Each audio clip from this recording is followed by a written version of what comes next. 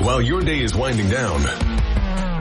They're just getting started. This is South Coast Tonight with Chris McCarthy and Marcus Farrow. They've got you covered on all the news of the day, from local issues to politics on both sides of the aisle. This is the place where the movers and shakers come to be heard, to listen, and where they're held accountable. This is South Coast Tonight on WBSM.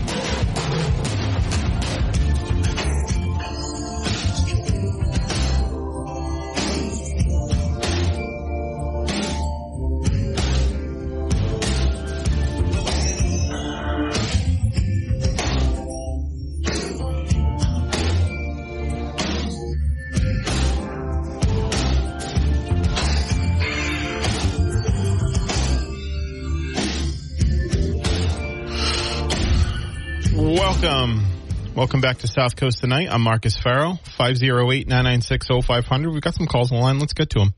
Good evening. Hey, how's it going, Marcus? Good. How you doing? Just left the appointments and briefings meeting. They were discussing a Facebook page that they apparently want to start, which could be a good thing, I guess. But I really think that they're just trying to avoid criticism. You know, they want to have a page that highlights the positive only, and there'll be no debating and this. And which, listen, it's fine to have a Facebook page. I just don't understand what is preventing the counselor that's putting this forward from doing it himself. And can we really afford to have someone full-time running a Facebook page?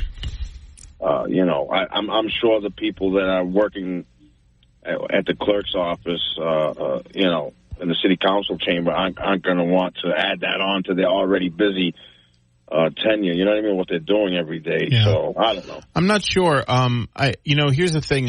Here's the thing with the Facebook page. I think it's okay. I think it's fine.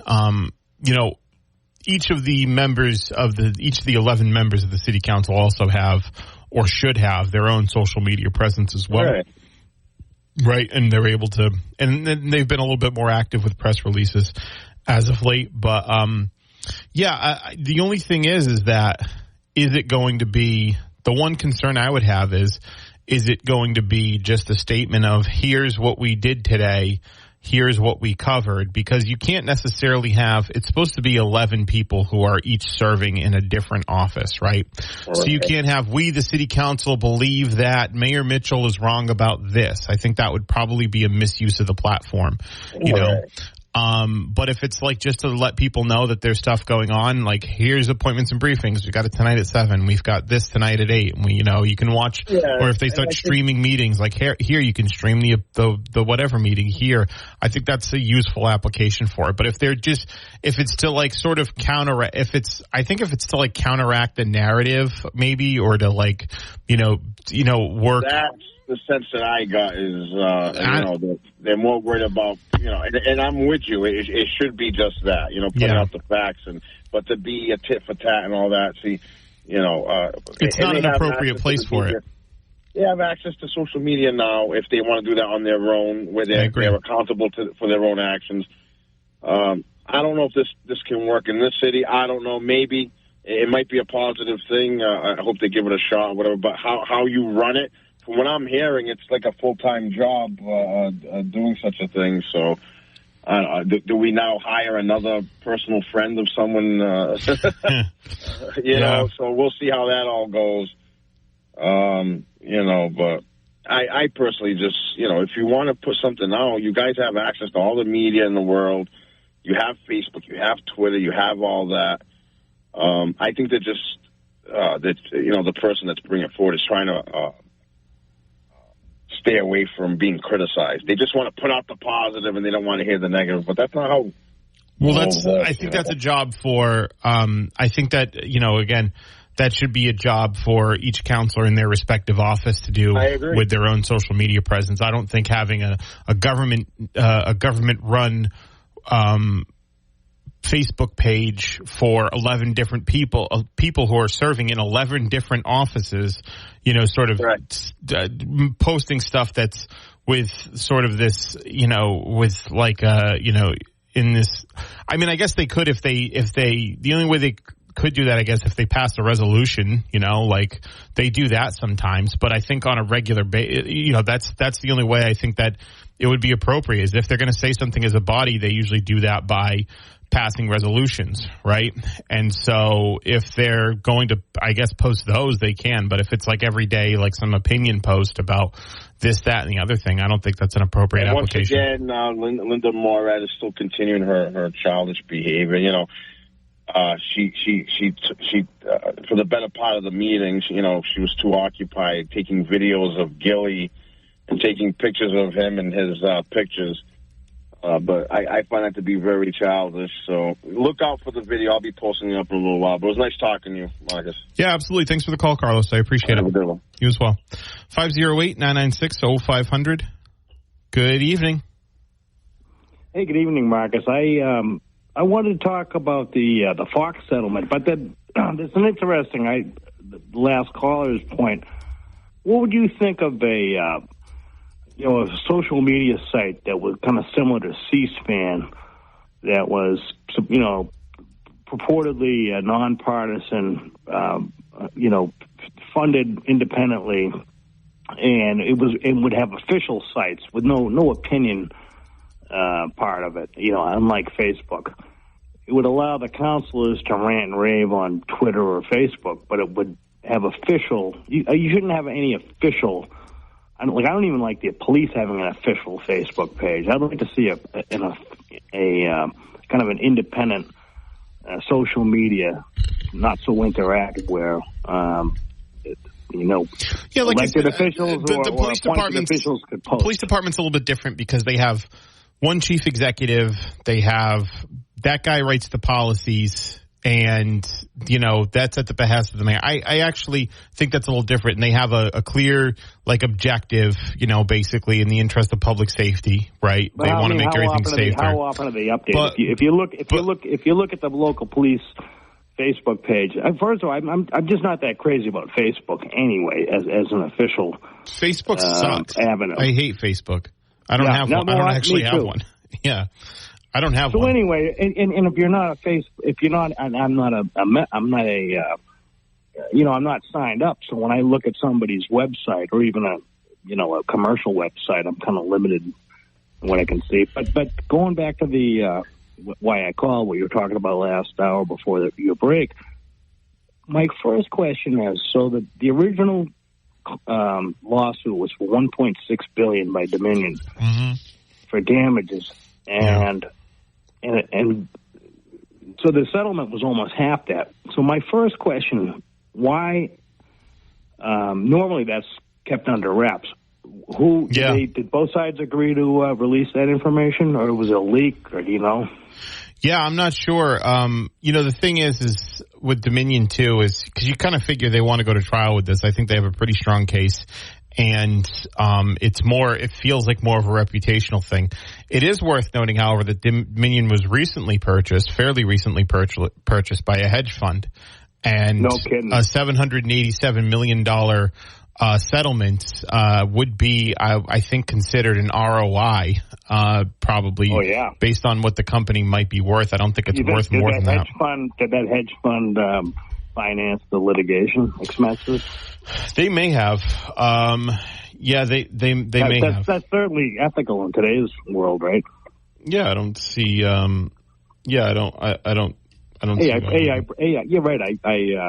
I took a slip and a fall, and there's an outfit that's willing to forward me the money on the chance that they might get more. But if you sometimes you a lot of personal injury cases are purely contingency, but that sometimes you're still on the hook. And I think in a case like this, that might be the case. But there are outfits that fund.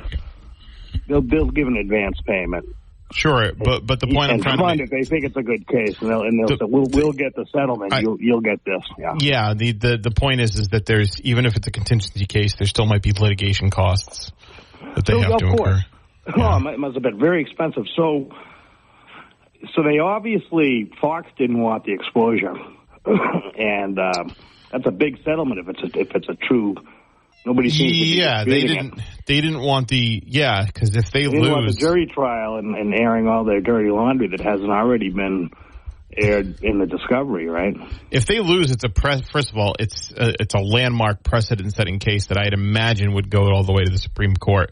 Second of all, I think it would cause probably irreparable damage to Fox News' reputation. I think this already has, but at the same time, I think people that are watching Fox News are just going to watch it anyway. So I'm not entirely sure, but yeah, they don't think they want the stain of losing a libel lawsuit. That's really hard for a media outlet to do, especially a media outlet. Well, nobody who has not. I mean, there's been settlements before. This is a landmark settlement. There was a website there was a website called Gawker that was sued by Hulk Hogan years ago, and they lost that lawsuit. Bankrupt. Yeah, they lost in part because they lost that lawsuit. Oh, right. Did they go to a full jury trial? It did, I guess, right? Yeah, I think it did. CNN settled with the the kid from. But that was B. I think that the thing is they settled with that kid, but I think that was BS. Because the Covington Catholic kid, the little twerp. Yeah, that's what I was thinking of. Yeah, that was I think that was. That the reporting on that was kind of lazy because he sued for whatever it was, tens of millions of dollars.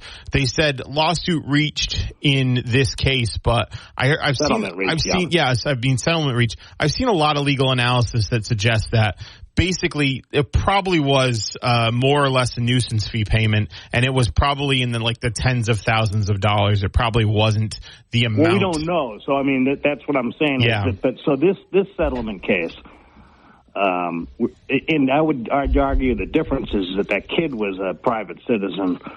The Dominion was a public company, but their reputation may have been harmed. I'm not sure how much revenue they lost. I'm not sure how much revenue they lost. But I think it's impossible to argue that their reputation wasn't harmed by this.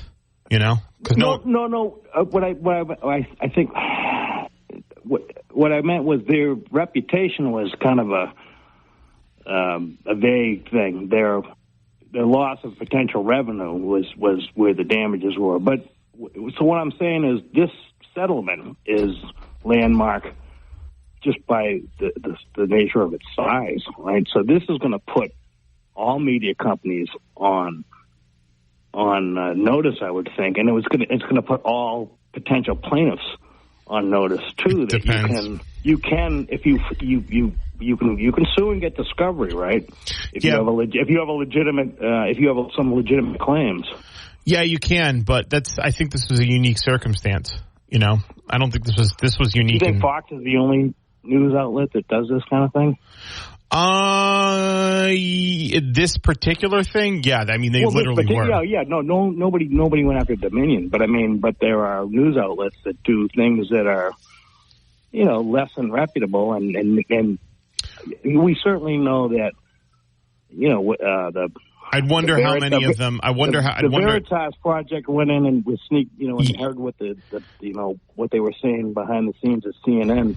What if somebody sued and they got discovery and CNN had to turn over the internal documents? It's probably not going to look too good for them either. I wouldn't have you know what? I'd be fine with that. I think that's perfectly fine because what Fox News did was, I think, very clearly a reckless disregard and a malicious reckless disregard for the truth of what actually happened. They did it to keep a viewership, and it was clear based on the correspondence they had with each other that they didn't care, that they knew it was wrong and they didn't care, and they hate their audience. So they hate their audience. They just basically see them as a cash cow. I don't know why you conclude they hate their audience, but because they were calling them crazy in a text message. They were saying these crazy animals, etc. That's how they were talking about them. That sounds like the Obama guy that was trying to sell health care, right? The stupidity of the American voter. Yeah. I remember that guy. Listen, the Fox isn't the first outlet or the first entity to take advantage of the stupidity of us collectively. But so anyway, though, just think about this: is that this has kind of changed the famous Supreme Court precedent, right? Is it Sullivan? Yeah, I don't know if it has. It hasn't changed the precedent, but it's changed the playing field where if you can come up with legitimate concerns, legitimate damages claim. I think it's a good thing in this that Fox settled and took a big hit. I think it's a good thing. It puts all media outlets on notice. Yeah, you're not beyond the law just because of Sullivan. Right. You're not beyond financial damages. It would make all of us better to have a better cable network news service that wasn't so biased. Yeah. Hey, listen, I appreciate the call. I got to take Thanks, this break. Marcus. Yeah, of course. 508-996-0500. I do want to talk more about this Dominion voter lawsuit. So give me a call if you want, or shoot me a message on the WBSM app chat. So stay tuned. We'll be right back. Welcome back to South Coast Tonight. So we're talking about the libel lawsuit that was just settled like hours before we came on today, the Fox News libel lawsuit, where they were accused of, and frankly, it seems pretty clear that they did this. They spread a lot of false allegations that they knew were false about the integrity of the 2020 presidential election. It's kind of funny. All Fox really had to do, I think, in some of these circumstances to try to prove their case is to just have the other side on, like someone that said this whole thing about Dominion voting systems being owned by Hugo Chavez, who's been dead for almost 10 years now, and that they have a magic algorithm that counted Trump votes for Biden in Arizona or whatever. I think if they had just done that, they probably wouldn't have been as much in this predicament. I mean, $780-something million, a lot of money. That's actually around the same amount of money that the NFL settled their concussion lawsuit from all those years ago. But the Sullivan case, and we see some calls on the line, we're going to get to them at 508-996-0500. The Sullivan case, New York Times v. Sullivan, it was in the 1960s. Martin Luther King was put on trial for perjury. He was eventually acquitted on all 3 counts. But he was put on trial for perjury in Montgomery, Alabama. The New York Times had ran an ad. They published an ad that was soliciting donations for Martin Luther King Jr. So there was an ad that was looking for donations for his public defense, right? And so the public safety commissioner of Montgomery, Alabama, L.B. Sullivan, felt that criticism of his subordinates reflected poorly on him, basically. And so he said that, he had sent them a letter essentially asking them to retract their, retract the statement. They said, no, we're not doing that, or pull the ad, or print a retraction or a correction, some sort of what he would see as a curative measure. He said, no, we're not doing that. The New York Times said, no, we're not doing that. Why would we do that? And there were some fairly innocuous factual inaccuracies. But overall, I think the case was pretty clear that Martin Luther King had ginned up perjury charges put against him in the 60s in Montgomery, Alabama, in an effort to thwart the civil rights movement that he was leading, right? So that ended up going to trial. That ended up going all the way up to the Supreme Court. The Supreme Court, I believe, ruled unanimously, and they said you need actual malice in order to prove a defamation case with the press. So basically, you have to prove that either things have the stories that they published or the things that these outlets published were done with either absolute recklessness, meaning, they just sort of it came to them and then they just threw it out there as fact without doing any due diligence that a regular journalism outlet would do, or that they knew it was false and they went forward with it anyway, for whatever reason, which seems to have clearly been the case with Fox News based on, a lot of the text messages between Sean Hannity, Tucker Carlson. They seem to know those Dominion voting stories and the Trump's claims were false. In fact, referring to, believe Trump supporters as animals. And they decided to move forward with it anyway. So 508-996-0500. Good evening. Hey, Marcus. How you doing? Hey, Tom. Well, when I first heard about this entire case, they had exposed what went on in Discovery on some of the things you just alluded to. And they were pretty nasty comments of what Trump was doing. I mean, I think Tucker even called him demonic, what he was trying to do. And then to go on air, with this hideous fabrication of lies. What does that make him, right? Yeah. Yeah. So the idea here is this, regardless of the money, people can talk about that and, what that means down the road. But I would be surprised anybody that would actually look at this case would want to turn into Fox for any reason. The anchor people, the three people that you mentioned, I don't know if they're going to be sticking around long there. If I was the owner, I wouldn't have them on here anymore. Who? And, Tucker and oh, God, no way they're getting rid of those guys. What, you think people will actually believe them when they open their mouths from here on in? I think the people that'll watch them will continue to watch them no matter what. I think that's where I think so. And Tucker's, frankly, Tucker and Hannity, Tucker in particular is a ratings giant. So it might just be the network though, because Bill O'Reilly was in Tucker's slot and had the highest rated cable news network, cable news show too. So it might be the news slot. They might not. Maybe they're not. Maybe it is Fox News. Maybe they're not as. But I just don't see it. I mean, they've already acted this way before. I don't know why they wouldn't just continue with their lineup. I think it'll be amazing. Long term, how they last, that's going to be the important thing. But I'm glad it went the way it did. I'm glad they were exposed, and now people can understand.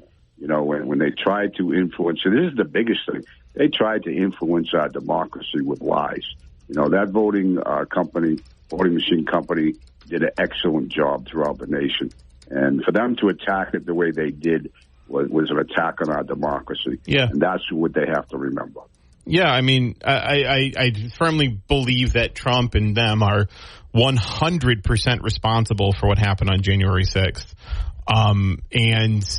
And it's because they, instead of bowing out gracefully to an election that they lost, they decided to stomp their feet. Donald Trump decided to stomp his feet, and the people at Fox News were basically complicit in that. They were complicit in that.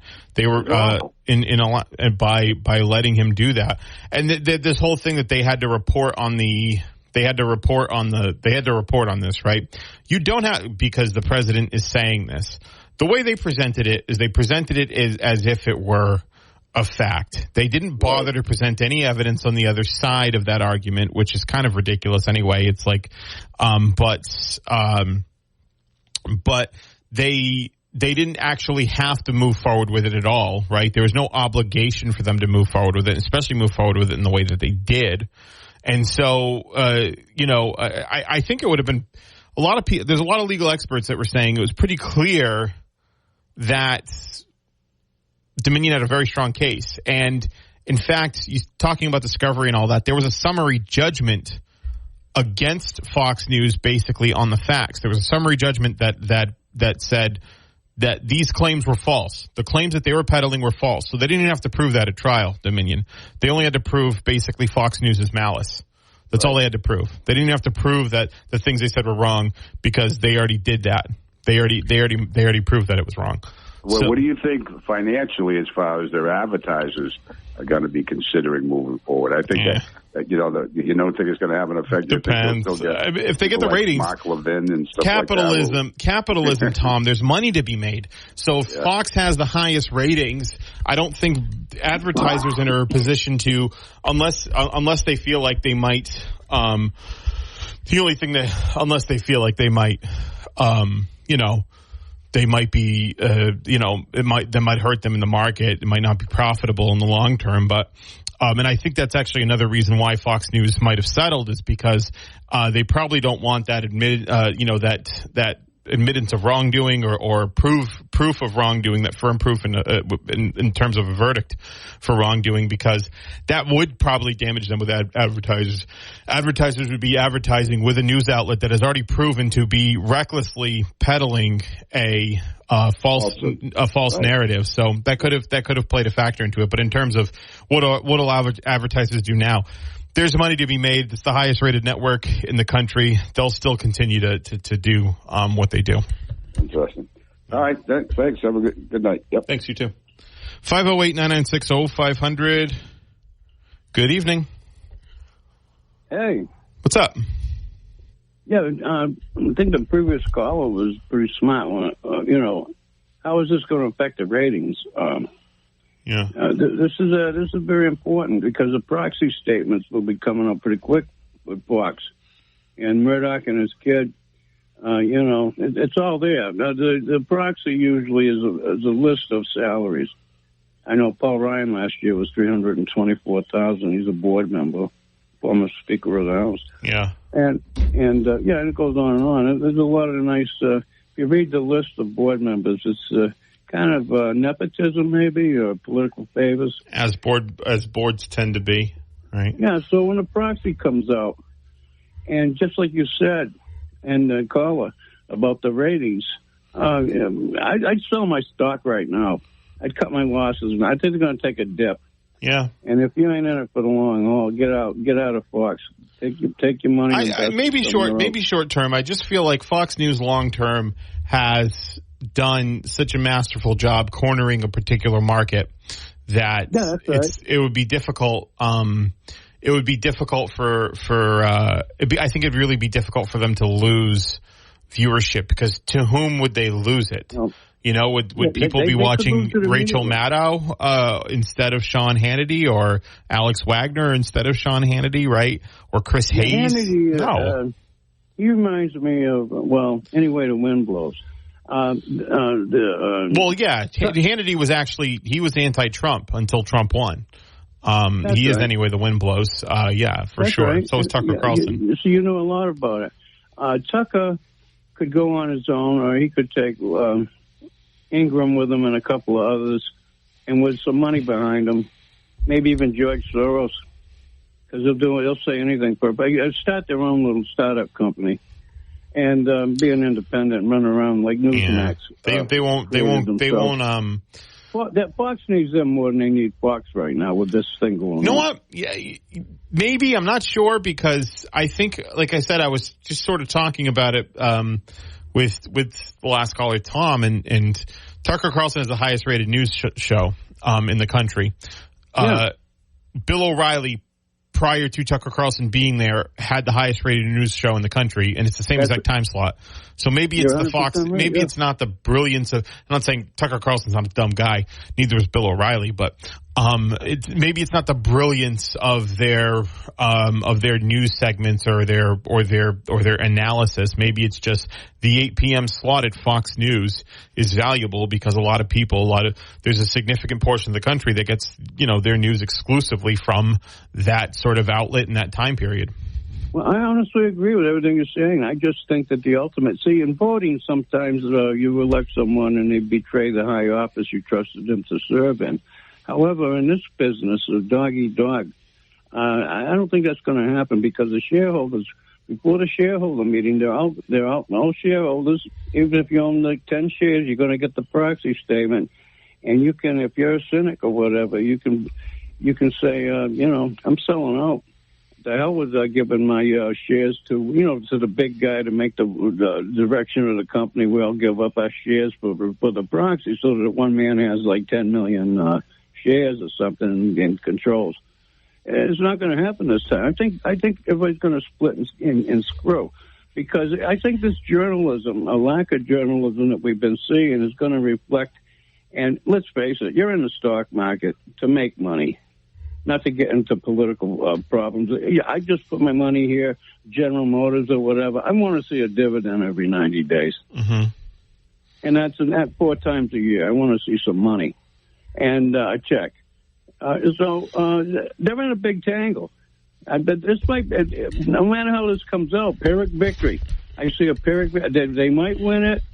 They might settle on the cheap, but in the long haul, they won the battle and lost the war. They have no credibility with me at all, and Hannity's been on that list for quite some time, and you pointed it out very succinctly.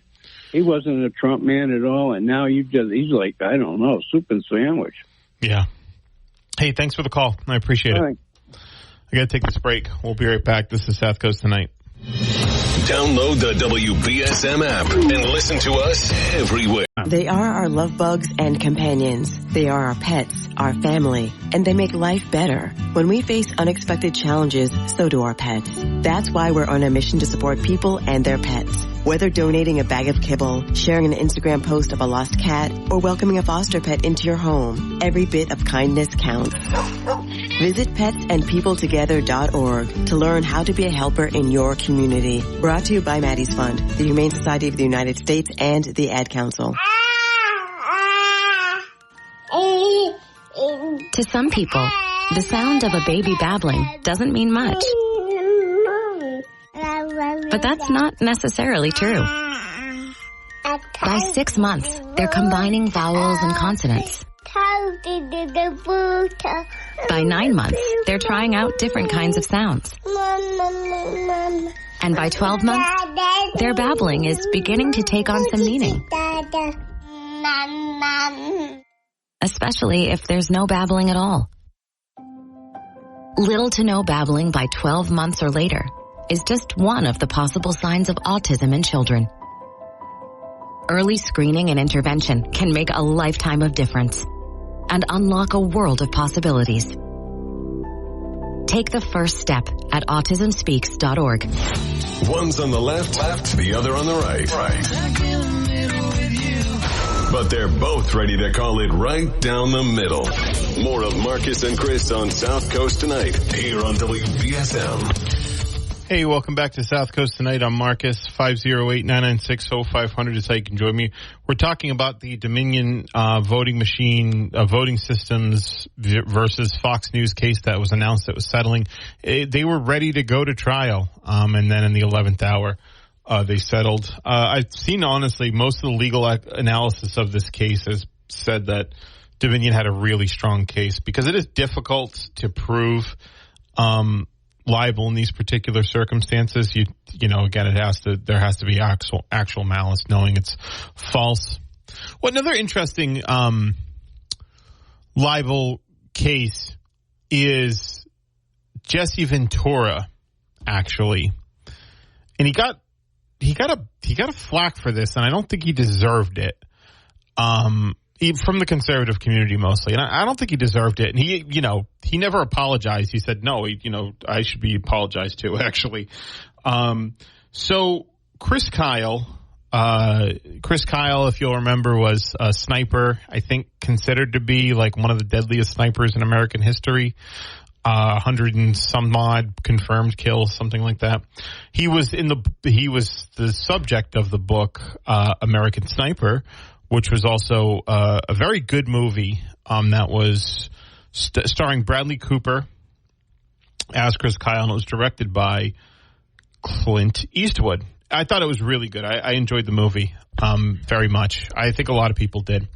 So Chris Kyle he died. If I don't know how, Chris Kyle died not in combat, but he was, I think, going to a shooting range with another veteran who had been suffering from PTSD, and that person shot Chris Kyle to death. So Chris Kyle had been dead for some time. His wife obviously became the executor of his estate.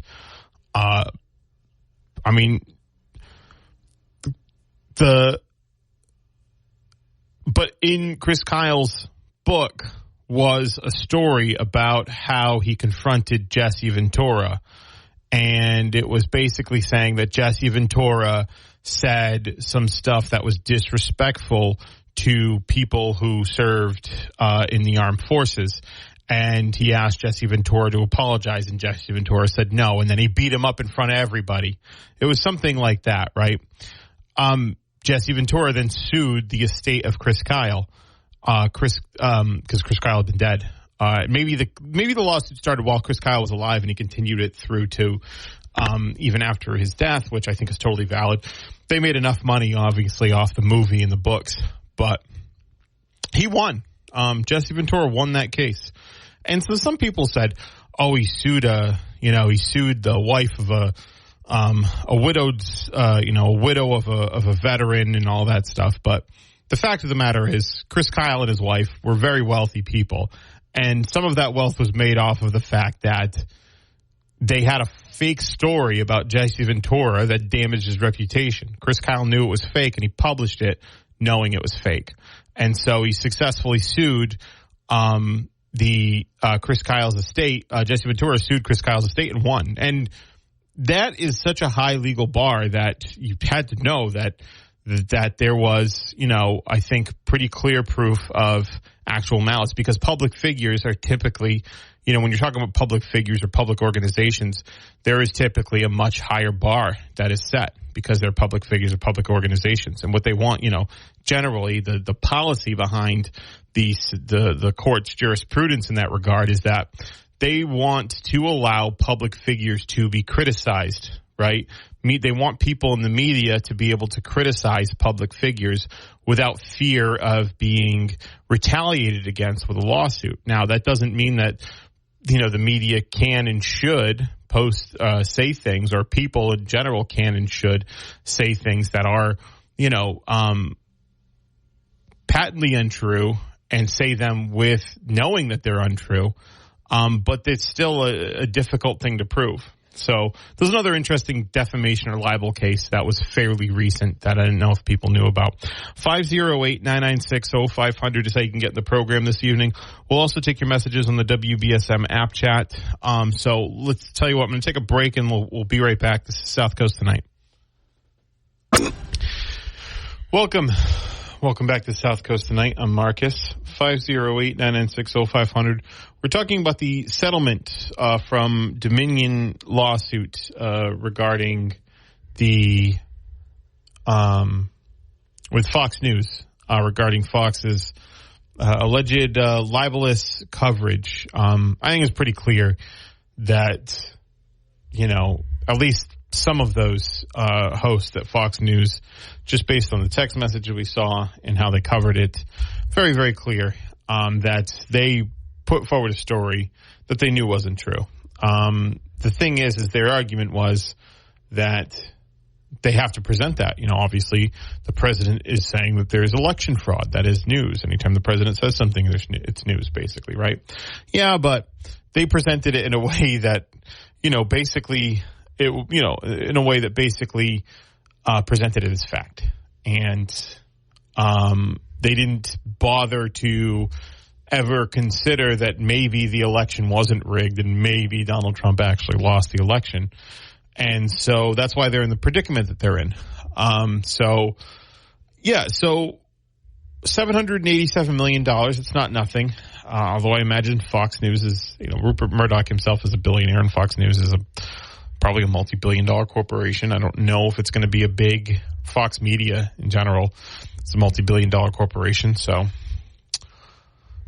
the grand scheme of things, maybe this will just be a speeding ticket, which is kind of why I wanted to see it go to trial. It would have been a major precedent that was set. Major precedent that was set. I think inevitably would have gone to the Supreme Court. And I'm saying that as a member of the media, but I've never done anything like this, right? So 508-996-0500 is how you can get in the program. I don't say anything on this microphone that I don't think is true. So, and we know that Sean Hannity and Tucker Carlson did.